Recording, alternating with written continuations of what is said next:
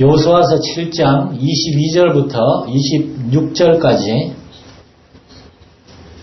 구약성경 329쪽 여호수아 7장 22절에서 26절까지 저와 여러분이 한 절씩 교독하시겠습니다. 이에 여호수아가 사자들을 보내매 그의 장막에 달려가 본즉 물건이 그의 장막 안에 감추어져 있는데 은은 그 밑에 있는지라. 그들이 그것을 장막 가운데서 취하여 여호수아와 이스라엘 모든 자손에게 가지고 오매 그들이 그것을 여호와 앞에 쏟아놓으니라. 여호수아가 이스라엘 모든 사람과 더불어 세라의 아들 아간을 잡고 그 은과 그 외투와 그 금덩이와 그의 아들들과 그의 딸들과 그의 소들과 그의 나귀들과 그의 양들과 그의 장막과 그에게 속한 모든 것을 이끌고 아굴 골짜기로 가서 여호수아가 이르되 내가 어찌하여 우리를 괴롭게 하였느냐 여호와께서 오늘 너를 괴롭게 하시리라니 온 이스라엘이 그를 돌로 치고 물건 들고 불을 치고 불사르고. 같이 읽겠습니다. 그 위에 돌 무더기를 크게 쌓았더니 오늘까지 있더라. 여호와께서 그의 맹렬한 진노를 그치시니 그러므로 그곳 이름을 오늘까지 아굴 골짜기라 부르더라. 아멘. 원래 오늘 8장 아이성 2차 전투를 우리가 함께 공부할 예정이었는데 제가 설교를 준비하면서 이제 지난주 복습을 잠깐 하려고 7장을 다시 한번 쭉 보다가 이 아간의 죄와 그 죄로 인해서 하나님께서 아이성 1차 전투를 패배하게 하시고 그 수십 명의 이스라엘 백성들이 그 전쟁터에서 죽었습니다. 가나안 전쟁에서 처음으로 패배를 한 겁니다. 그리고 그 아간의 죄를 인하여서 그 가족들이 그 아들들과 딸들과 그의 모든 그 집안의 소유들까지 전부 다 아굴 골짜기에서 돌로 치고 불살랐습니다. 이 부분을 보면서 그러한 질문이 생겼습니다. 하나님은 아간의 죄를 왜 이렇게 철저하게 다루시는가? 왜 아간의 죄 때문에 이스라엘이 패배해야만 했으며 왜 아간 한 사람의 죄 때문에 그 가족이 전부 다 이렇게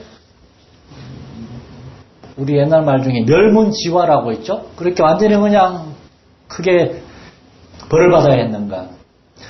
옛날에 제가 어떤 교회에 있을 때 한 청년이 저한테 물었던 질문이 갑자기 생각났습니다. 하나님 너무 잔인하시지 않냐고. 너무 냉정하시지 않냐고. 여러분도 혹시 그렇게 생각을 하는 분들이 계실지 모르겠습니다. 이 성경을 우리가 그냥 퍽퍽퍽 읽어가다 보면은 이제 세부적인 것들은 놓치기 쉬워요. 그러나 이렇게 갑자기 이렇게 가만히 앉아 묵상하다 보면은 그런 생각이 들 때가 있습니다. 그리고 그런 질문들에 대해서 우리가 해결을 하지 않고 넘어가면은 하나님에 대해서 이렇게 신뢰하지 못할 수도 있습니다. 하나님 무서운 분이구나. 오늘 이 본문은 다분히 하나님의 무서운 분이라는 것을 우리에게 보여주고 있습니다. 저는 오늘 본문의 이 말씀을 통해서 죄가 얼마나 그리스도인의 삶에 있어서 심각한 것인지, 그리고 오늘날 우리 성도들과 오늘날 우리 교회에서 이 죄라고 하는 문제를 우리가 얼마나 대충대충 다루고 있는지 그것들을 한번 좀 생각해 보기를 원합니다. 매주 수요일마다 좀 그래도 가볍고 재미있게 이렇게 공부를 하려고 했었는데 오늘 좀 딱딱한 주제를 가지고 와서 참 죄송해요. 그러나 이것을 통해서 저 개인적으로는 굉장히 은혜를 많이 받았습니다. 하나님 앞에 많이 감사하는 시간을 가졌습니다. 여러분과 함께 그것을 생각해 보려고 하는데, 첫 번째로 생각해 볼 것은 이 사건은 이스라엘 백성들이 가나안에 들어오고 나서 굉장히 초기에 있었던 사건이라는 겁니다. 어떻게 보면은 교회로 보면은 교회가 시작된 지 얼마 안 됐을 때, 개척된 지 얼마 안 됐을 때, 그리스도인의 삶으로 본다면은 예수 믿은 지 얼마 안 됐을 때, 초신자 때, 새가족 때, 그때 있었던 문제입니다. 여러분 그런 얘기 들어보시지 않았습니까? 예수 믿은 지 얼마 안 되는 사람들은 하나님께서 기도에 많이 응답을 해주신답니다. 그때는 너무나 순수하게 열심으로 매 달리거든요. 그러다 시간이 지나면서 이제 타성이 젖어가지고 이제 대충대충 하게 되는 겁니다. 하나님 응답을 안 해주시는 게 아니라, 그런데 하나님께서 이런 초창기 때는 응답을 잘 해주실 뿐만 아니라 그 응답이 기도의 응답일 뿐만 아니라 그의 죄나 이런 것들에 대해서도 더 적극적으로 하나님이 응답해 주시는 경우가 있습니다. 왠가 하면은 이게 막 이제 이파리가 막 자라나려고 그러는데 처음부터 삐딱하게 자라면 안 되잖아요. 처음에 삐딱하게 자라려고 하면은 힘으로라도 비틀어서 바로 잡아야 됩니다. 그래야지 똑바로 자랍니다. 한 1, 2년이나 놔둬가지고 이게 큰 나무가 됐는데 나무가 이렇게 비스듬히 자라있으면 그건 백날 건드려봐야 소용없습니다. 그래서 교회에서 또한 교회학교가 중요한 겁니다. 우리 교회도 교회학교를, 우리는 교회학교 모임밖에 없지만은 교회학교를 중요하게 생각하잖아요. 여러분, 우리가 아이들이 귀를 잡고 교회에 끌고 나올 수 있을 때 끌고 나와야 됩니다. 좀 지나가지고 애들 키가 커져가지고 귀 잡으려고 그래도 잡히지도 않고, 뭐 하는 거야, 엄마. 이런 나이 되면 이제 애들 교회 못 데려다 놓습니다. 교회 교육은 세뇌 교육입니다. 전 그렇게 생각합니다.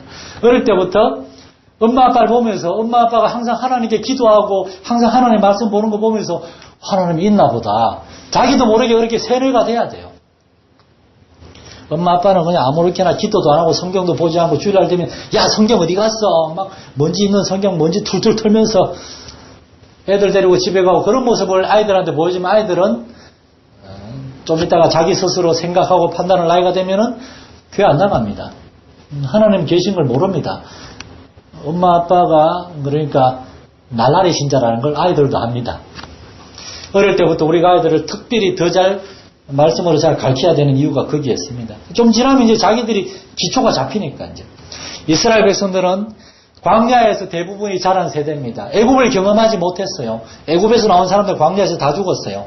광야에서 자라난 이 40이 넘지 않는 이 젊은 세대들, 그들을 데리고 하나님은 가나안 땅에 들어갔을 때 요단강을 건너고 여리고성이 무너지는 경험을 통하여 하나님이 그들에게 함께 하시고 그들의 기도 응답하시는 그러한 하나님이심을 보여줬을 뿐만 아니라 또한 동시에 하나님께서는 하나님의 백성들 안에 있는 불경건과 죄에 대해서 그걸 하나님이 얼마나 싫어하시는지를 이 아간의 죄에 대해서 다루시면서 이스라엘 백성들에게 확실하게 보여주고 있는 겁니다. 하나님은 죄를 싫어하시는 줄 믿으시기 바랍니다. 우리가 하나님 앞에 죄가 있으면 그 죄가 하나님과 우리 사이를 가려가지고 하나님이 우리의 기도를 듣지 못하시게 합니다. 하나님이 그 얼굴을 우리에게 비추지 않으십니다. 이 가나안 전쟁, 이 아이성 전투에서 이스라엘 백성들은 실수했고 그들은 실패를 경험했습니다. 그러나 그 실패를 통하여서 그들은 하나님의 뜻을 알게 되고 성숙할 수가 있었어요. 신앙이 자라난다. 우리가 점점 성숙해간다. 그건 무슨 뜻인가 하면은 다시 말해서 처음에 그 실수들을 점점 줄여간다는 겁니다. 여러분, 숙련된 사람, 일을 잘하는 사람은 실수가 적은 사람입니다. 그 엔지니어들, 기술자들, 처음 배운 사람이나 오래 한 사람이나 똑같이 다 압니다. 기계대. 그런데 처음 한 사람들은 실수가 많아요. 그러나 오래 한 사람들은 실수가 적은 겁니다. 반복적으로 하면서 실수를 자꾸 줄일 수가 있었던 겁니다.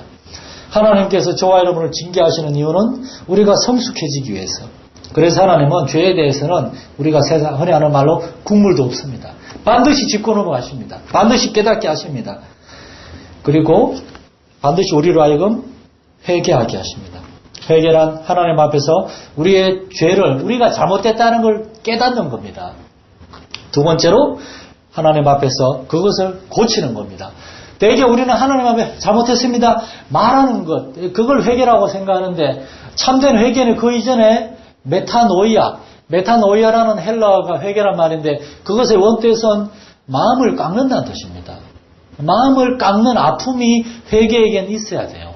빌리 그레함 목사님이 어떤 큰 경기장에서 하나님 말씀을 전하고 회개하고 예수 믿을 사람 앞으로 나오시오 그러는데 많은 사람들이 앞으로 나가는데 어떤 사람들은 막 웃으면서 야 예수 믿는 게 이렇게 좋다니 나도 한번 예수 믿어보자 그러면서 웃으면서 나가는 그런 사람들도 있었는데 그런 사람들은 참된 회개가 뭔지 모르는 사람들. 잘못된 접근입니다. 우리가 하나님 앞에 나오기 위해서는 먼저 하나님을 모르고 우리가 죄 가운데 살았다는 걸 깨닫는 게 필요해요. 옛날 제가 어렸을 때 교회에서 보면 이렇게 예배 시간에 개인 기도 시간이나 뭐 그런 시간에 막 우는 사람들이 그렇게 많았어요. 요즘 교회들 우는 사람들이 어디 있습니까?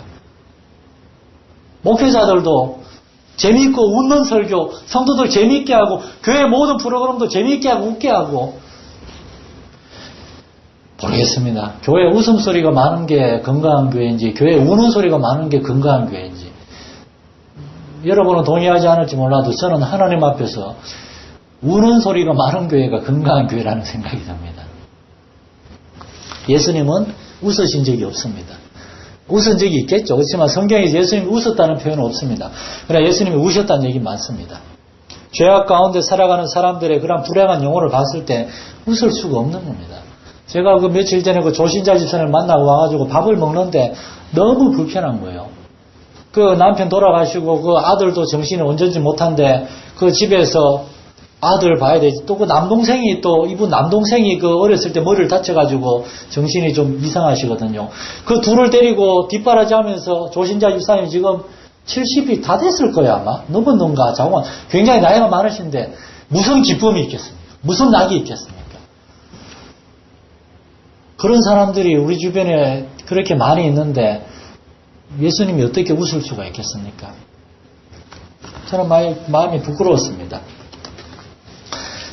참된 회개는 저와 여러분에게 눈물을 흘릴 것을 요구하고 있습니다. 이스라엘 백성들은 아이성 전투에서 패배한 다음에 하나님 앞에서 아침부터 저녁까지 울었습니다. 그들이 놀라운 것은 그 야이성 전투에서 패배한 것이 하나님의 뜻이라는 걸 그들이 알았다는 겁니다. 이것이 무언가 하나님이 자기들에게 말씀하시는 것이 있는 줄 그들이 깨달았다는 것입니다. 그래서 그들은 하나님께 물었고 하나님의 음성을 들었습니다. 하나님의 말씀을 들었습니다. 그래서 바로 그 아간의 죄 문제를 다루고 있는 겁니다.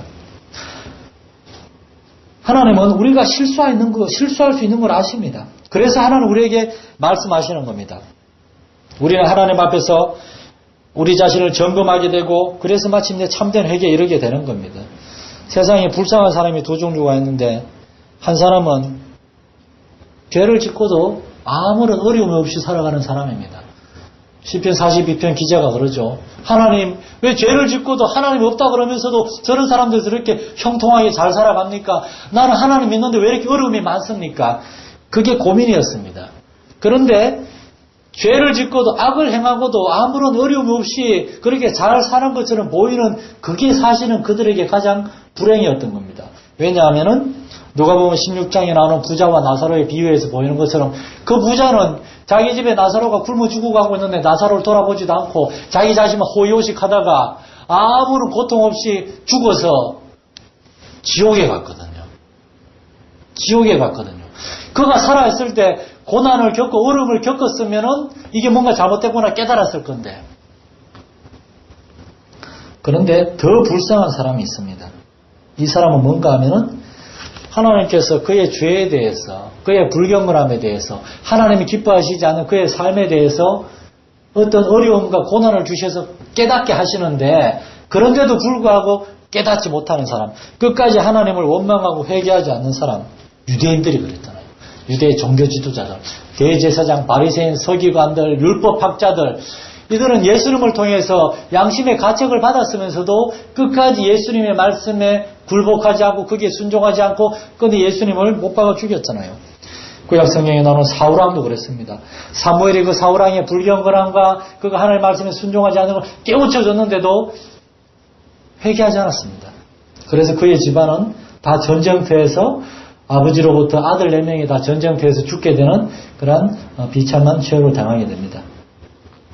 교회 생활을 오래 한 사람들, 많은 직분을 맡아 있고 신앙생활을 많이 하고 뭐 기도도 많이 하고 뭐 방언도 잘잘잘 하고 이렇게 은사도 많이 받고 이런 그런 사람들, 그러한 사람들 가운데에서 이런 자만에 빠지는 사람들이 있을 수 있습니다. 어느 목사님이 한 교회에 부임을 하셨는데 그 교회 죄송합니다 장로님. 그 교회 한 장로님이 이 목사님한테 그러더랍니다. 젊은 목사님인데 목사님 내 말만 잘 들으면 목회 성공할 겁니다. 내 말만 잘 들었어요. 근데 이 젊은 목사님이 그 장로님 말씀을 잘 안 들었나 봅니다. 막 싸우다가 장로님이 교회를 떠나셨대요. 장로님이 교회를 떠나면서부터 교회가 잘 되기 시작했답니다. 진짜인지 모르겠지만 목사님 얘기인데 이 목회자를 자꾸 이렇게 가르치려는 거예요. 그 장로님이. 그러니까 목사님이 많이 듣고 순종하려고 하는데도 너무 이렇게 심했다 그러더라고요. 저는 목회자지만, 저 목사지만 성도들을 때때로 제가 너무 가르치려고 하지 않나? 그런 걸 좀 조심하는 편입니다. 어떤 분은 제가 너무 그런 걸 안 한다고 뭐라 그런 사람도 있는데, 왜냐하면 저는 여러분에 비해서 아는 게 별로 없거든요. 저는 직장생활을 한 적도 없고, 여러분 우리 뭐 직장생활 고민상담 저한테 해봐야 아무 소용이 없습니다. 저는 직장에 일주일 다녀봤어요. 일주일. 제 평생 일주일. 여름방 아르바이트 하느라고. 그 일주일 하다가 도망 나왔어요. 원래 한 달을 했어야 되는데 너무 부끄러워요. 가정생활에 여러분 전부 다 저보다 더 나이 많고 애 낳고 다 출가시키고 더 잘 알죠. 목회자는 모든 분야의 전문가가 아닙니다. 우리는 하나님의 말씀의 전문가일 뿐입니다. 저는 여러분에게 하나님의 말씀에서 이렇게 얘기하고 있네요. 말씀을 전해줄 뿐입니다. 그럼 여러분이 그 말씀을 듣고 말씀의 원리를 알고 그냥 순종하는 겁니다. 누가복음 12장에 보면 한 사람이 예수님께 와가지고 예수님 우리 형한테 얘기해가지고 저하고 유산을 좀 나누라 그러세요. 지 혼자 다 이렇게 먹으려고 그럽니다. 그때 예수님이 그 형을 불러가지고 앉혀놓고 이러시면 안 됩니다. 그렇게 얘기하지 않았습니다. 예수님은 그 동생에게 이렇게 얘기했습니다. 이 사람아 누가 나를 재판장이나 물건 나누는 자로 세웠느냐 하시고 그들에게 이르시되 삼가 모든 탐심을 물리치라. 예수님은 하나님 말씀의 원리 그 사람에게 당신 마음에 탐심이 있으면 당신도 잘못한 거요. 하나님의 말씀을 가르치고 그 분배하는 문제는 그가 내 속에 있는 탐심을 깨닫고 회개하고 그 다음에 그가 스스로 결정하게 하셨습니다. 제가 보기에 이 중에는 그런 사람들이 없는 줄로 저는 믿습니다. 여러분 강팍한 마음, 교만한 마음, 위선된 마음을 멀리하시기 바랍니다. 예수 믿는 사람은 언제나 마음을 열고 겸손하게 배우려고 해야 됩니다. 이스라엘 백성들은 초창기에 그러한 하나님께서 그들을 그냥 악한의 범죄로 하나님께서 그들에게 엄청난 징계를 내리셨습니다. 어떻게 보면은 그들은 아무것도 모르고 악한 한 사람이 죄를 지었는데 그걸로 인해서 그들 모두가 하나님 앞에 큰 벌을 받았을 때 하나님 앞에 오히려 더 그들은 더 신중하게 된 겁니다. 그렇기 때문에 신앙생활의 초창기 뭐 다 신앙생활 오래 한 사람들이라서 우리 열린교회가 이제 물론 역사가 오래되긴 했지만 뭐 교회도 새로 짓고 막 제가 작년에 막 한참 새 포도주는 새 부대에 설교 엄청나게 했잖아요. 우린 새 포도주를 이제 받아들이는 마음으로 새 포도주를 막 기대하는 마음으로 막 그렇게 대해서 하나님 앞에 우리가 순종해야 된다고 다시 시작하는 마음으로 해야 된다고 계속 그렇게 얘기했잖아요. 지금 우리가 기초를 잘 잡아 나가기 원합니다. 지금부터 하나님 앞에서 우리의 교만한 마음들을 점검하기 원하고 우리의 불경건한 모습들을 점검하기 원하고 우리의 습관적이고 그런 것들 중에 하나님이 기뻐하시지 않는 것들이 있으면은 하나님 앞에 정말 깨닫고 회개의 자리에 나올 수 있는 여러분 되시기를 축원합니다. 회개란 무엇인가 그렇다면 회개란 그런 가르침이 있습니다. 제가 알기로 아마 구원파인 것 같은데 예수님이 십자가에서 죽으심으로 우리의 과거, 현재, 미래의 모든 죄를 다 용서하고 해결하시기 때문에 우리는 회개할 필요가 없다. 우리는 자백만 하면 된다. 그러면서 요한일서 1장 9절을 들이미는 사람들이 있다고 들었습니다. 만일 우리가 우리 죄를 자백하면 저는 이쁘시고 오려사 우리 죄를 사하시며 모든 불의에서 우리를 깨끗하게 하실 것이라고 말씀하죠. 그런데 이 말씀은 오해가 있습니다. 여기 말하는 자백은 회개란 말하고 똑같은 말입니다. 영어로 confess라는 말인데 confess라는 말은 자기의 잘못을 깨닫고 공개적으로 얘기한다는 뜻입니다. 회개가 바로 그런 거거든요. 회개는 첫째로 자기의 죄를 깨닫는 겁니다. 두 번째로 하나님 앞에 그것을 용서를 구하는 겁니다. 죄를 깨닫는 게 있어야 돼요. 회개냐 자백이냐 이런 말 가지고 장난치는 거 그 이단들의 특징인데 하나님 앞에서 우리 자신을 돌아볼 때 예배의 자리에 나올 때마다 여러분 자신을 한번 생각해 보십시오. 여러분의 마음을 생각해 보십시오. 마태복음 5장에서 예수님은 우리가 하나님 앞에 예배하러 나왔을 때 예물을 제단에 드리려고 하라는 말은 예배하러 나왔을 때란 말이잖아요. 예배하러 나왔을 때 어떤 형제와 화해하지 않은 게 있으면은 예배 드리기 전에 예물을 갖다 놔두고 가서 화해하고 오라고 용서를 구하고 오라고.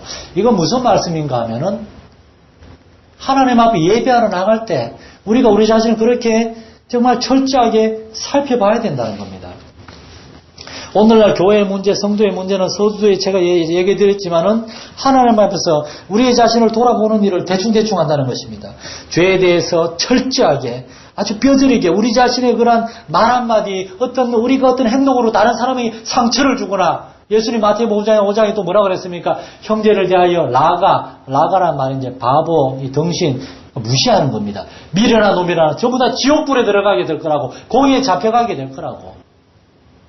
다른 사람에 대해서 우리가 상처를 주고 했던 것들 그런 것들에 대해서 깨닫는 게 없습니다. 거기에 대해서 그냥 그것 때문에 괴로워하는 게 없습니다. 바울은 뭐라 그랬습니까? 우상에게 바친 고기, 바울은 먹을 수 있었습니다. 우상은 없는 거니까. 그러나 그걸 가지고 어떤 초신자가, 어떤 형제가, 아니 바울 사도님이, 바울 목사님이 우상에게 드린 음식을 먹다니 시험에 드는 사람이 있다면 나는 평생 고기를 안 먹겠다. 영적인 소심함. 다른 사람은 언제나 돌아보고, 믿음이 약한 사람들, 신앙적 어린 사람 돌아보는 그러한 세심함. 사랑하는 여러분이 그러한 마음을 가질 수 있기를 축원합니다, 여러분. 그러한 것들 가지고 우리 자신을 돌아봐야 됩니다. 마태복음 5장 27절에서 또 뭐라 그럽니까? 여자를 보고 그냥 나쁜 마음을 먹기만 해도 그건 가늠죄를 지은 거나 똑같다. 그러면 그 여자를 바라봤던 그 오른쪽 눈을 빼라. 그리고 오른손이 너를 실족하게 하거든. 뭡니까? 슬쩍 남의 것을 이렇게 훔치거나 죄를 짓거든. 그 오른손을 잘라내라. 철저하게 회개하라. 오늘날 우리의 삶에서 우리 자신의 삶을 돌아보고 그런 것들이 얼마나 부족합니까? 그러니까 그리스도인의 삶 속에 하나님께서 찾아오시지 않고 일하시지 않는 겁니다. 하나님은 금그릇, 은그릇, 질그릇 다 쓰시지만 더러운 그릇은 쓰시지 않거든요.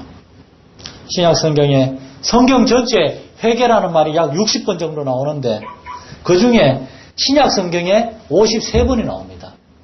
그리고 그 53번 중에서 예수님이 회개라는 말을 28번을 했습니다.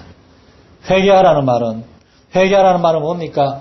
매일매일 순간 자신을 돌아보면서 하나님 앞에서 우리의 마음과 우리의 말과 우리의 행동을 나로 인해서 하나님의 영광을 가리우고 다른 형제와 자매들에게 상처를 주거나 나로 인해서 예수 믿는 삶의 본을 보이지 못한 것들이 있는지 언제나 자신을 점검하고 돌아보고 그리고 하나님 앞에서 그 자기의 습관적인 언어 생활이나 자기의 습관적인 부정적인 생각들 아까 김 목사님 저보고 목사님 너무 걱정하지 말라고 걱정하는 믿음이 없는 거라고 저 마음속으로 아멘 그랬습니다. 제 걱정이 많아요.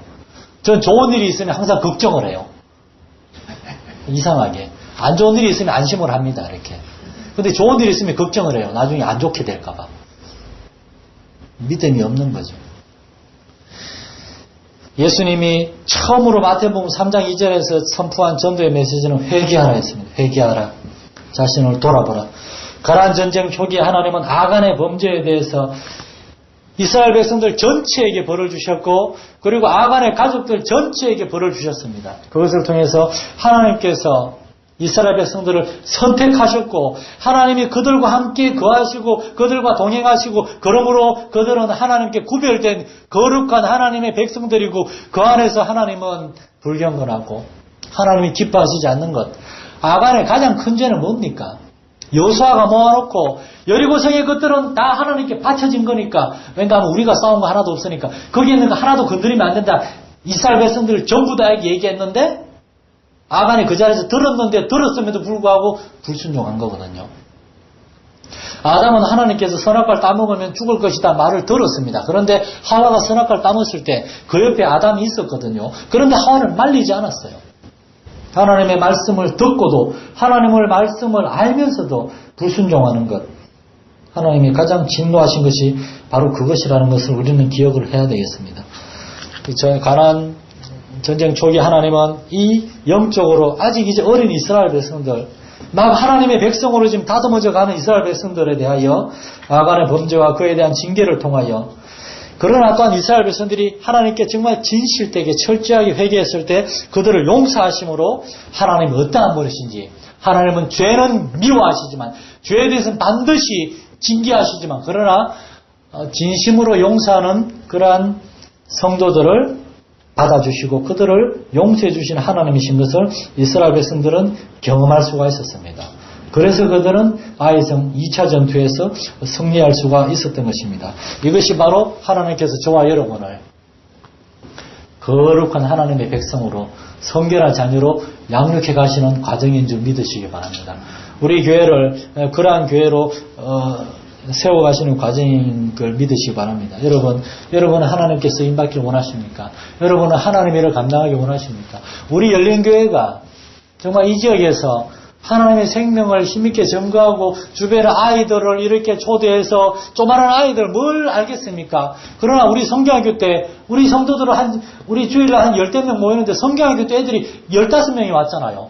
끝까지 있었던 애들은 14명이고 그런 애들 와가지고 여기서 놀고 재미있게 막 텐트 치고 자고 하면서 야 교회가 재밌다는 걸 알고 오늘 낮에 그 성경학교 다 왔다가 안 나오는 여자를 하나 만나가지고 너 왜 안 나오냐 그러니까 토요일마다 어디 가족이 놀러 갔다고. 다음 주 토요일까지 놀러 갈 계획이고 그 다음 주부터 나오겠다 그러더라고요.